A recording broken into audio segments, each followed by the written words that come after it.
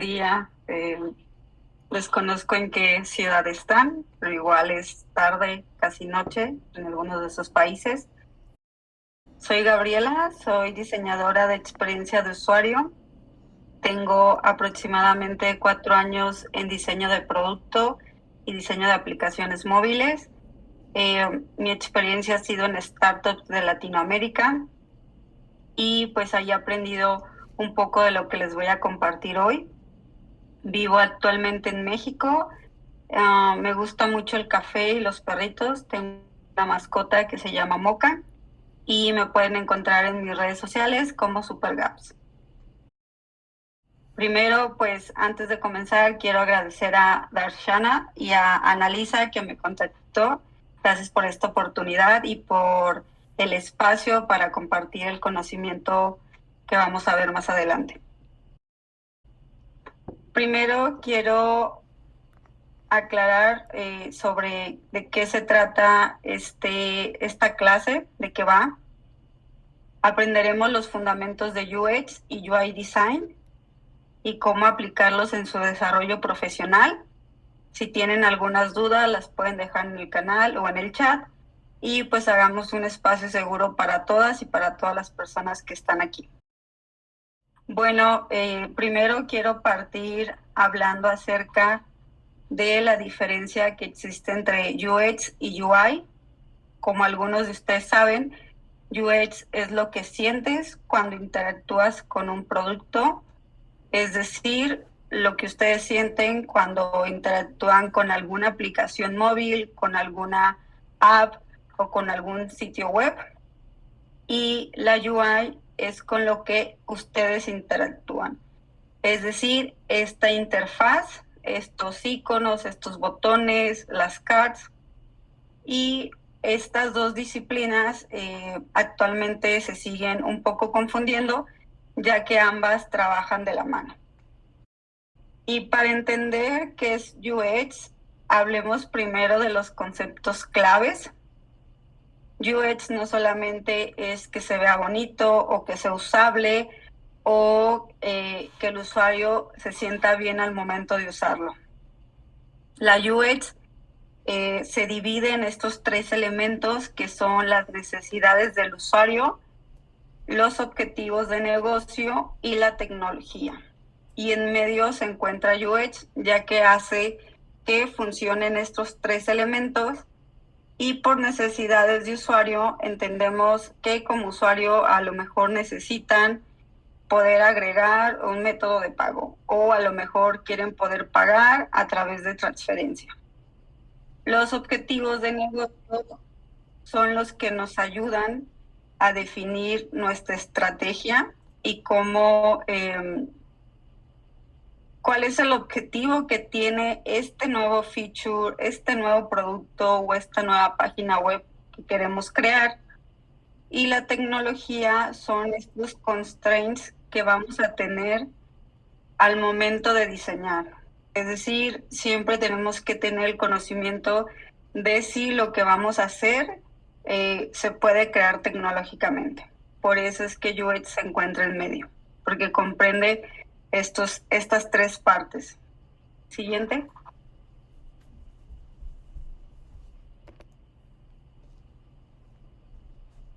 Y bueno, a lo mejor han escuchado el concepto de diseño centrado en el usuario. Este concepto parte de Jacob Nielsen y Don Norman, que son estos iniciadores de UX en el año de los 90 o un poco antes. Y este concepto nace con la idea de crear soluciones para resolver las problemáticas de los usuarios. Es decir, antes diseñábamos en cuanto a que creamos un producto y no sabíamos si ese producto tenía un mercado, no sabíamos si esa landing estaba diseñada con un objetivo, no sabíamos si había alguien que lo iba a comprar o usar.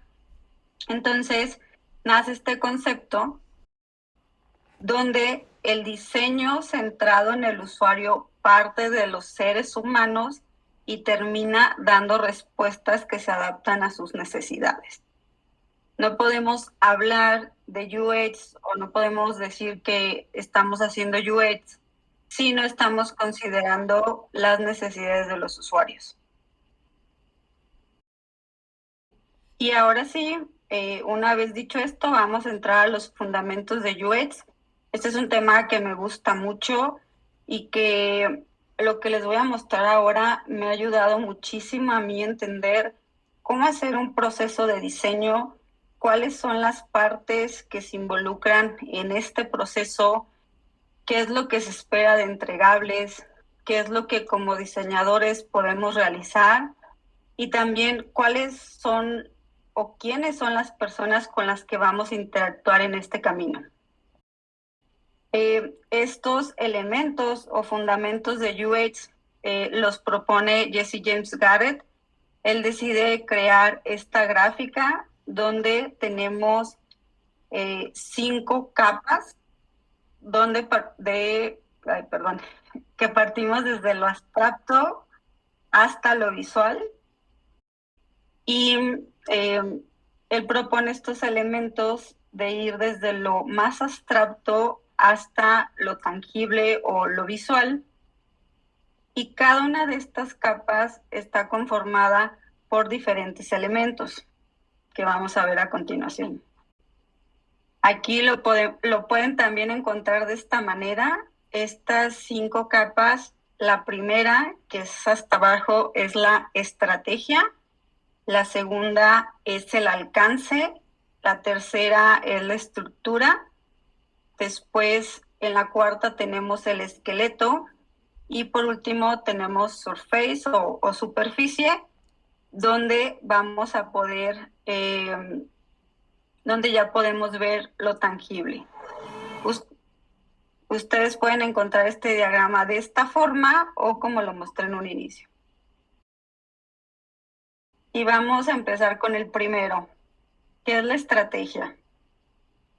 Si alguno de ustedes ya ha trabajado haciendo UX o está comenzando, es necesario que sepa que en esta fase de estrategia son las necesidades del usuario y la investigación de usuarios y también las sesiones que se tienen con el equipo de negocio.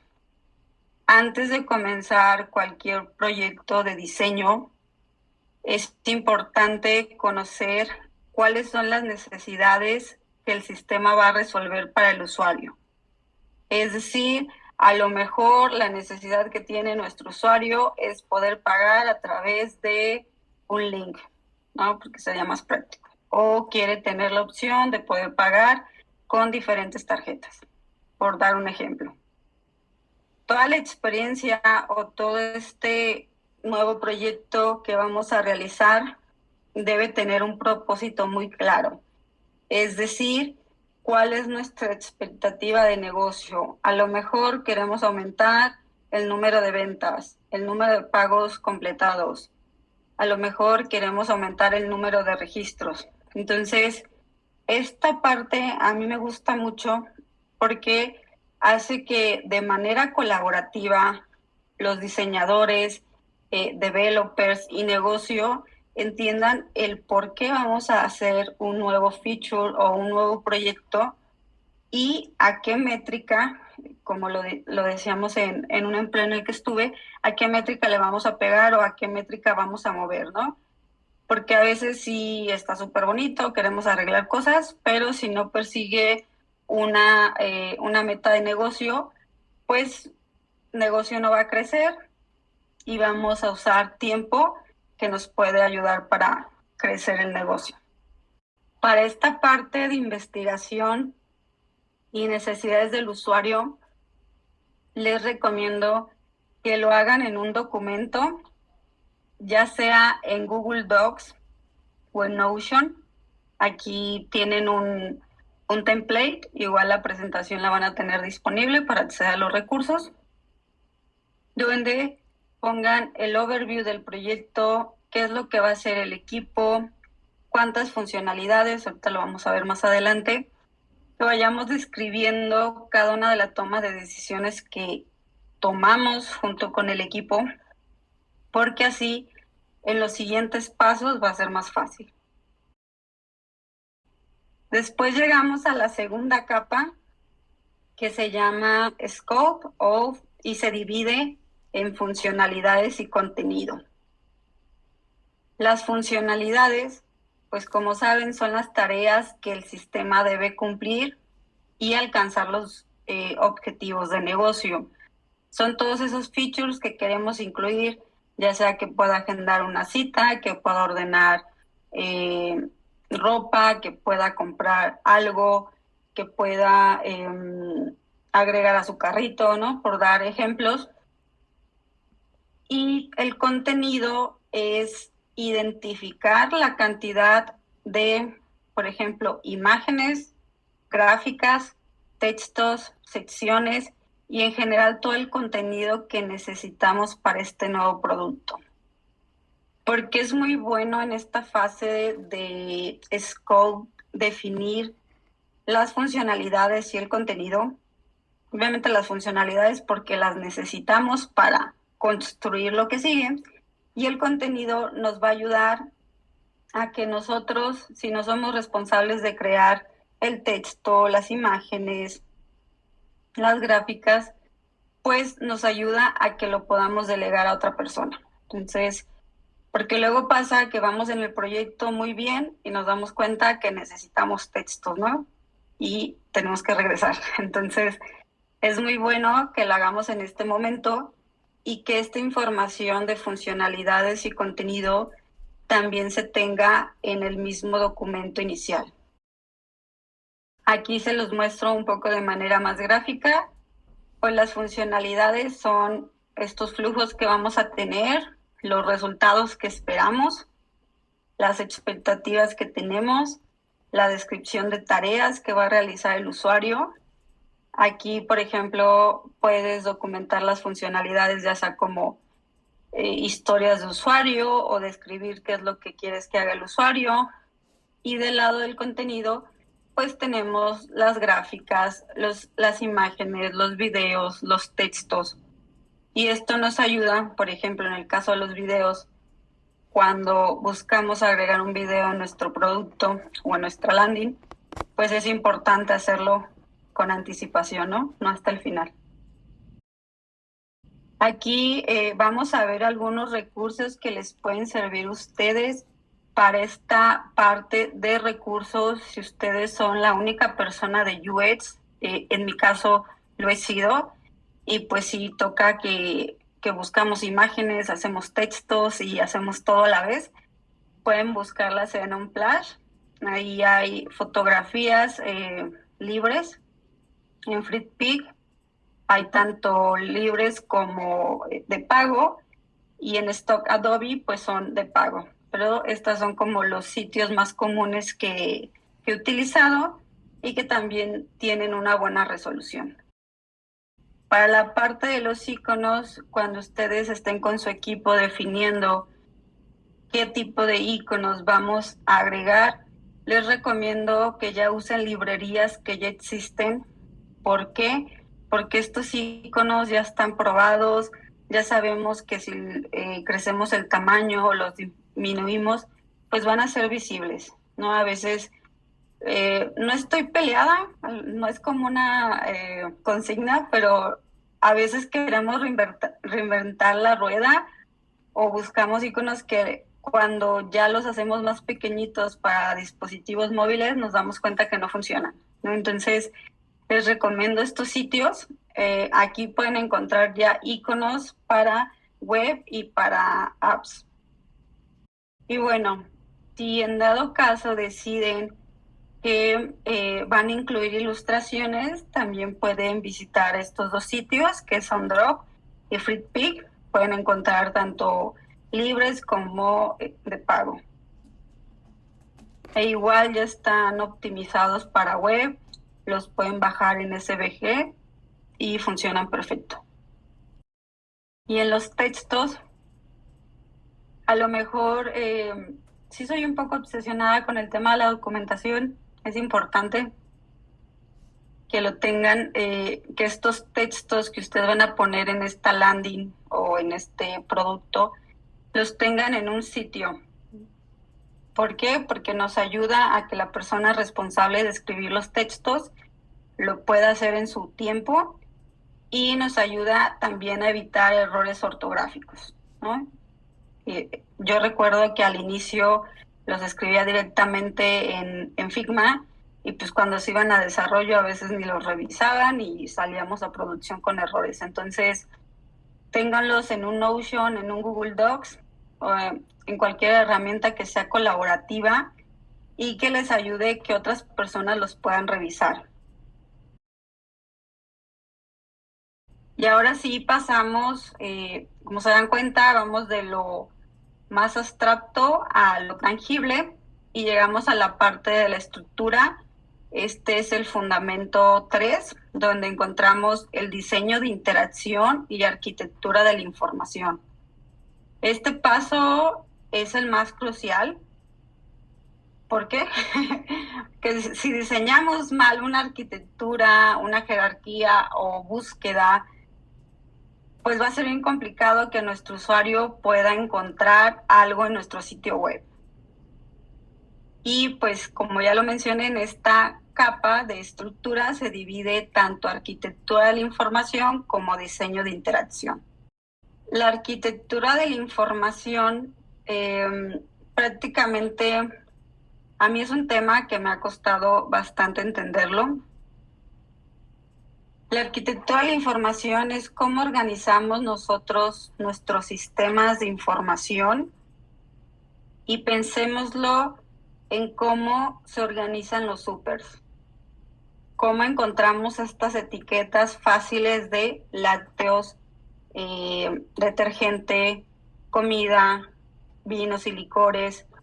O por otra parte, cómo está etiquetado el sistema de una biblioteca. Cómo organizan los libros, si están organizados por tomo, por color, por año, por autor, por los más recientes, ¿no? Entonces, esto es una arquitectura de la información.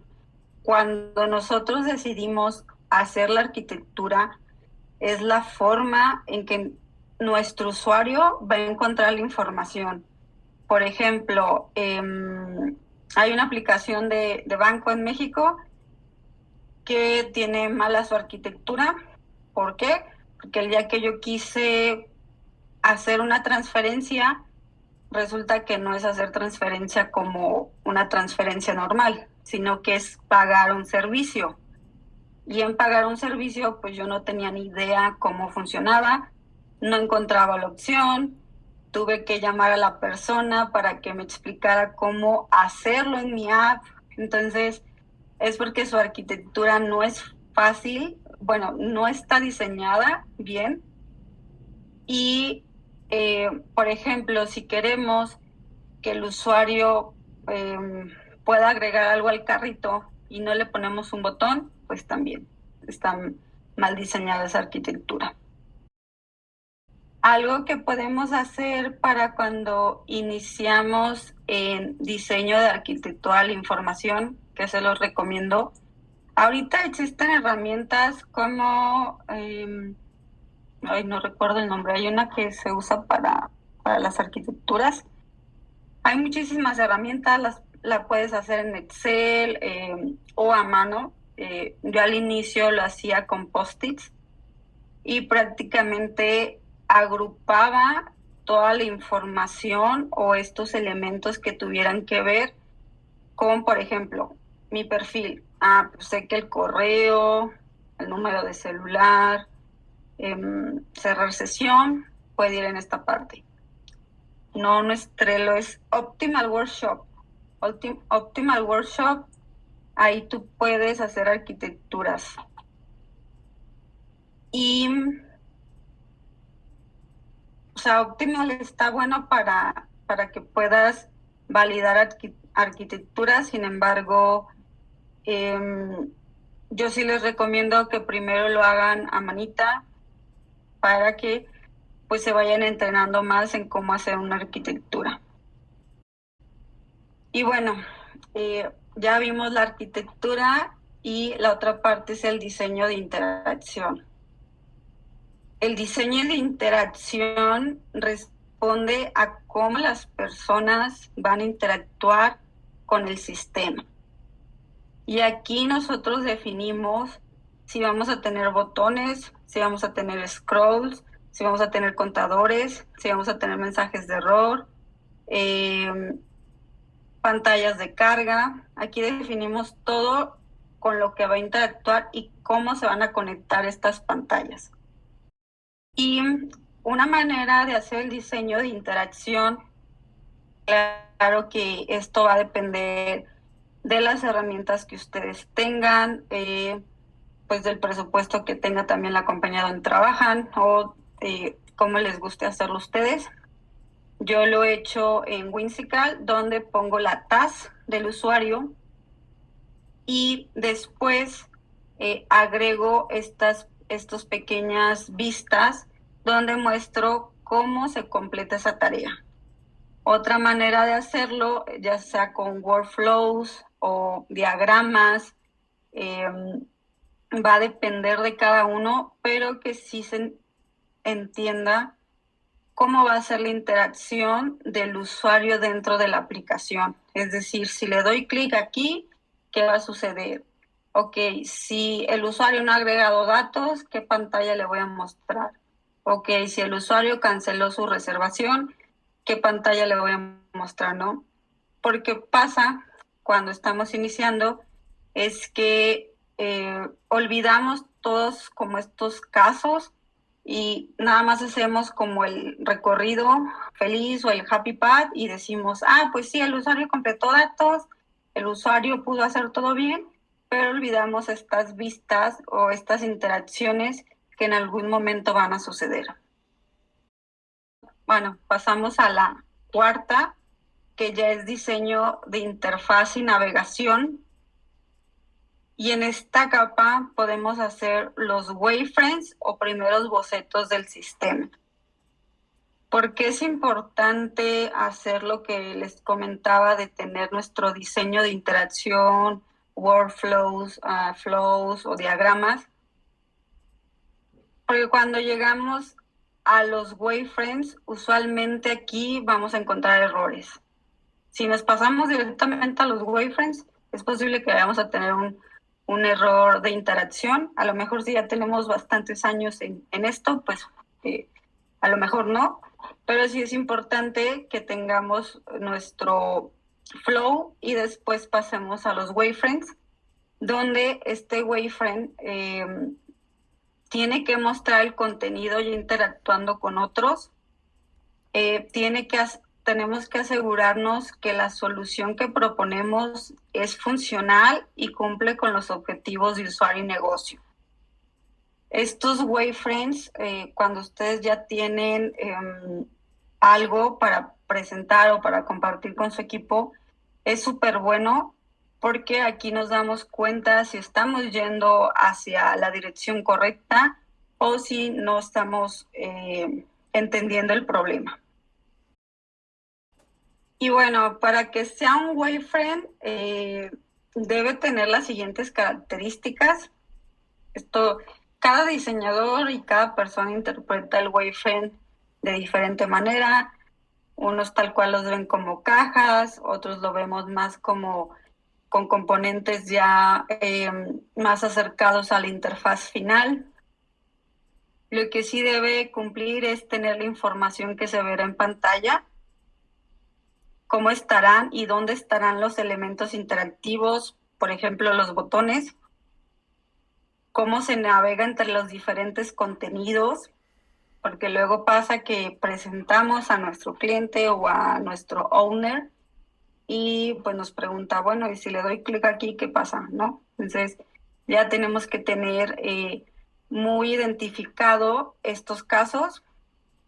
El contenido debe ser claro y facilitar que se cumplan las tareas. Es decir, este wireframe ya es lo más acercado a su diseño de interfaz. En lo personal, a mí me gusta ya hacer un wireframe que sea lo más parecido a cómo va a ser mi interfaz. Por ejemplo, en el diseño que tengo del blog, ya estoy mostrando que voy a tener una foto, voy a tener un título, voy a tener la categoría, voy a tener la descripción del post, un leer más. Tengo también un buscador, tengo las entradas recientes y las categorías. Y en el otro ejemplo, lo estoy mostrando desde que recibe el correo electrónico al usuario y qué pasos siguen.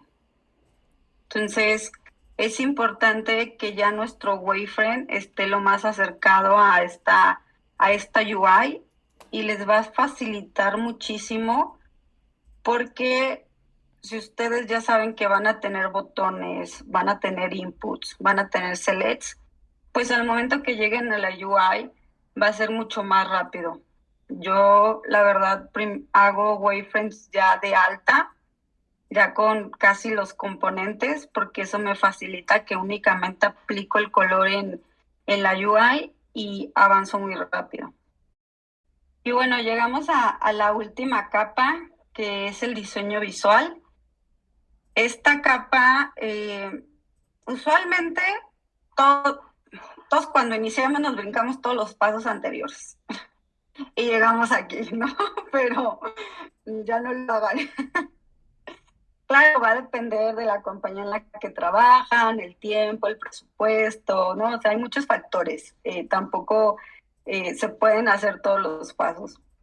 Pero en esta capa de Surface o diseño visual, pues definimos los componentes visuales, los colores, las tipografías y otros elementos del diseño visual. Sí, ya tenemos las imágenes, sí, vamos a agregar ilustraciones, aquí ya se agregan. Sí, vamos a poner el video, aquí lo ponemos. Entonces, y pues el objetivo de esta fase es identificar cuáles componentes serán interactivos, cuáles se quedan estáticos, si vamos a tener animaciones, si vamos a tener a lo mejor un carrusel. Y nuestro sistema debe ser congruente al nivel de la experiencia. Esto significa que estos componentes que estamos seleccionando deben responder a la necesidad del usuario y también deben responder a, por ejemplo, si es un producto para salud mental o si es un producto, si es un diseño para un e-commerce, debemos tener patrones o elementos que son relacionados a ese sector. Aquí les puse de ejemplo una guía que yo hice de diseño visual. Claro que cuando nosotros hacemos un proyecto, pues a veces únicamente alcanzamos a definir la tipografía y los colores, ¿no? A veces no nos metemos ya a hacer una guía, eso se hace con tiempo. Pero, por ejemplo, aquí tengo los títulos, qué tipografía estoy utilizando, tengo los colores, tengo los espaciados que voy a tener, los iconos que van a ser de una librería, cómo es la aplicación de color, el tipo de ilustraciones que vamos a utilizar.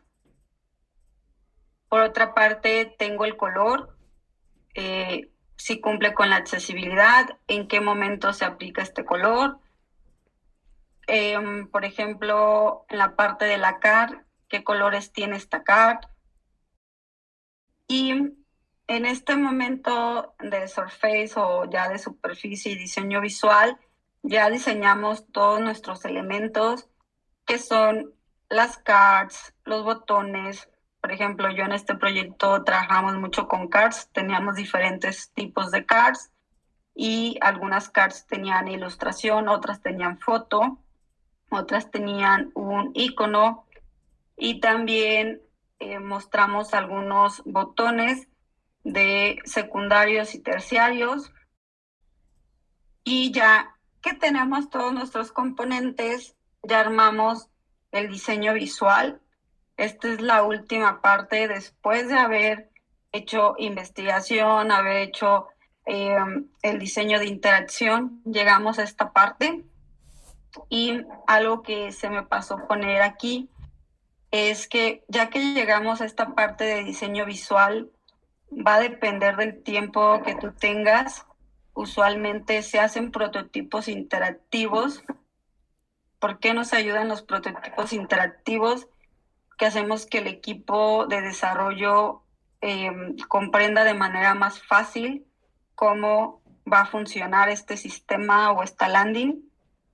Y en el caso cuando trabajamos, por ejemplo, en una consultora, usualmente se hacen demos con el cliente y eso nos permite mostrarle al cliente cuál sería el resultado final de este producto, ¿no? Para que se dé idea de cómo será la interacción, cómo va a llenar los campos el usuario, cómo va a navegar. Y es algo importante porque a veces creemos que el mock-up es un prototipo. Y no, este es un mock-up y para que sea prototipo hay que hacerlo interactivo y si queremos agregar animaciones, pues hay que agregarlas. Y eso nos permite pues que nuestro equipo de desarrollo avance más rápido y no sea como, bueno, pues es que imagínate que aquí tenemos un carrusel. Es que imagínate que este navbar va a permanecer cuando yo le doy scroll, ¿no? Entonces, nos permite mucho mejorar la comunicación con los devs. Y bueno, ya hablamos los 5 elementos de la experiencia de usuario. Los quise mostrar nuevamente aquí. Obviamente, todos estos elementos va a depender de la organización en la que estén, del tiempo, del presupuesto. A veces nos brincamos hasta el diseño visual, a veces sí podemos hacer investigación, a veces no. Entonces, lo importante es que ustedes identifiquen estos 5 elementos o estas 5 fases del UX porque les va a permitir que puedan ir desarrollando mejores proyectos, mejores productos y que estén diseñando realmente para personas y no estamos creando a lo mejor pues cosas que no van a usar los usuarios, ¿no? Por ejemplo, yo en una última startup que estuve diseñé una sección de recursos para usuarios y los usuarios nunca usan esa sección, o sea, ahí hay recursos de yoga, de meditación y nunca entran y ellos no le ven valor. ¿Qué? Porque nos hizo falta hacer más investigación, nos hizo falta más entender qué necesitaban ellos, ¿no? Entonces, eso es lo importante del UX, que podamos entender qué necesitan las personas y a partir de ahí comenzar a crear soluciones. Quise que esta sesión no fuera tan pesada para que abramos la discusión o el micrófono para las preguntas que ustedes tengan. Aquí les voy a compartir los recursos que tengo actualmente en español. Muchos son de cómo iniciar en UI UX, algunos otros son de lo que yo he aprendido. Y quiero que hagamos un ejercicio. Este ejercicio va a ser libre, ahora sí que las personas que lo quieran hacer en su casa, es únicamente para que si hoy día ustedes quieren iniciarse como UX designer o quieren comenzar esta carrera, pues sepan que lo pueden hacer y que cualquier persona puede hacer experiencia de usuario. Siguiente. Primero quiero, esto es algo que ya he hecho en talleres y que me ha gustado mucho. Quiero que elijan una app o una página web. Creo que la mayoría tenemos una app de banco. Que identifiquen cuál es el proceso que más les molesta o qué es lo que más les frustra de esta aplicación y que piensen cómo lo mejorarían. Ahora sí que ahí echen a volar su imaginación, describan su solución o dibújenlo. Aquí, como les muestro en las imágenes, lo hicimos en un taller donde algunas personas eligieron aplicaciones de aerolíneas, aplicaciones de banco. Y Sí, también puede ser Twitter. Sí, Twitter ahorita está bastante, está bastante mejorable. Entonces, y compartirlo en Twitter. Ahora sí que me gustaría ver los ejercicios que ustedes hicieron. Me pueden arrobar para verlo. O sea, me encantaría eventualmente hacer un taller donde podamos hacer esto en vivo. Sin embargo, creo que es una buena manera de que ustedes comiencen a desarrollar este pensamiento de cómo solucionarían un problema con lo que ustedes tienen. Y ya por último, les quiero dar estos recursos de libros. Primero, los puse mal en orden. Les recomiendo primero Don't Make Me Think. Este libro es como de los 90 y a lo mejor si lo leen, a lo mejor van a pensar, bueno, ¿y Steve Krug qué pensaba en ese momento, no? Pero prácticamente lo que él explica es cómo funciona la web y cómo los usuarios, las personas no leen, cómo se construye la web. Y esto puede ser un gran inicio para que ustedes tengan información de cómo funciona la web y cómo se hace UX. El libro de About Face, ese es un poco más avanzado, pero igual tiene temas desde UX hasta UX Writing. Es un libro bastante grande, tiene como 500 páginas. Otro libro es el de Design of Everyday Things. Es de Norman, si no mal recuerdo. También se los recomiendo. Ahí entiendes un poco más de diseño de interacción. Y otro sitio, si ustedes a lo mejor sean como yo, que a veces no me da el tiempo de leer un libro y busco más artículos específicos, la página de NN Group de Don Norman está súper buena y hay recursos de cómo hacer investigación, cómo validar, cómo testear. Hay algunos análisis, hay muchísimas cosas que son libres, hay otras que son de pago, pero igual les recomiendo que si quieren ir por esta carrera de UX, pues empiecen con recursos gratuitos. No gasten en a lo mejor un curso. Yo se los digo que ya tomé 2 bootcamps de UX y a veces es simplemente pues sentarnos a investigar y tener esa curiosidad de aprender.